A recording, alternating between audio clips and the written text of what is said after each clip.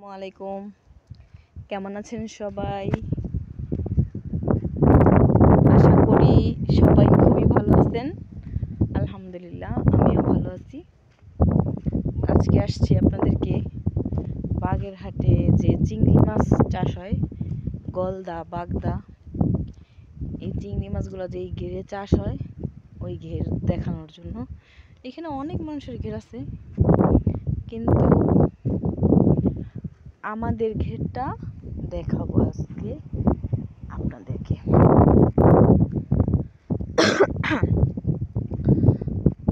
বড় ঘেরটা অবশ্য দেখাতে পারবো না, বড় ঘেরটা দূরে, বড়টার ছোটটা দেখাবো। কত ঘের, মানুষের কত। এই হচ্ছে ঘেরের মাঝখানে বেরি থাকে, ওই বেরির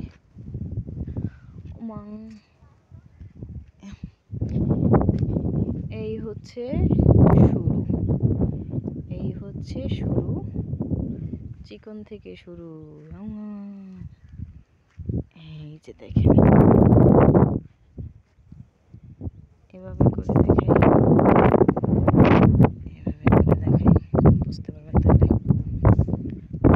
অনেক অনেক বড় বড় ঘের। এইখানে আমরা বাগদা, গলদা এগুলো চাষ করি। যারা কখনো বাগেরহাটের এই যে ঘেরগুলো দেখেন নাই, তাদের অবশ্যই ভালো লাগবে।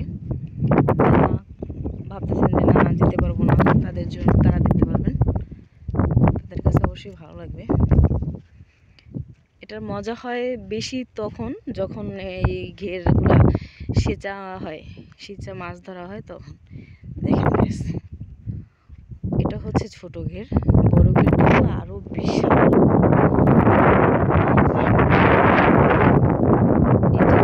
ছোট ছোট যে ঘর দেখা যায়, এই ঘরগুলো করে রাখে যে মানে রাতে এসে থাকার জন্য। মাছ চুরি হয়ে যায় তো, চিংড়ি মাছ দেখেন। শীতলক্ষা নদী থেকে কম না কোনো দিক দিয়ে। এটা একটু বিকেলের যে এটা খুবই সুন্দর। আর এই ঘেরগুলো এগুলো অন্য মানুষের, এই যে এই ঘেরগুলো মানুষের, এটা আমাদের।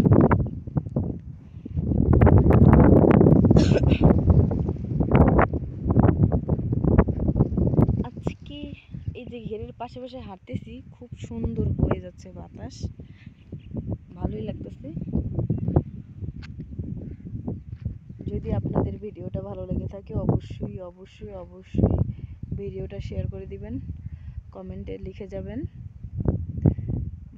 কার কী রকমের লেগেছে। তো সবাইকে আজকের মতো এই পর্যন্তই। সবাই ভালো থাকবেন, প্লিজ প্লিজ আমাকে সাপোর্ট করেন, কারণ আমি চাই, আমার প্ল্যান, আমার ভালো লাগে যে যারা আর কি বেশি অসহায়, যাদের আসলে বর্তমানে আসলে কি যে একটা পরিস্থিতি, এখনও ভাবা যায় না যে মানুষ কতটা কষ্ট করে জীবনযাপন করে, ঠিক আছে? সেই সব হতদরিদ্র দুঃখী মানুষের পাশে দাঁড়ানোর জন্য যথেষ্ট পরিমাণ চেষ্টা করতেছি।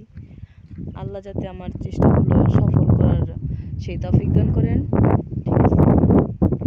আমি চাই মানুষকে সাহায্য সহযোগিতা করতে। আপনারা সবাই আমার জন্য দোয়া করবেন এবং আমিও আপনাদের জন্য দোয়া করি। সবাই ভালো থাকবেন। আল্লাহ হাফেজ।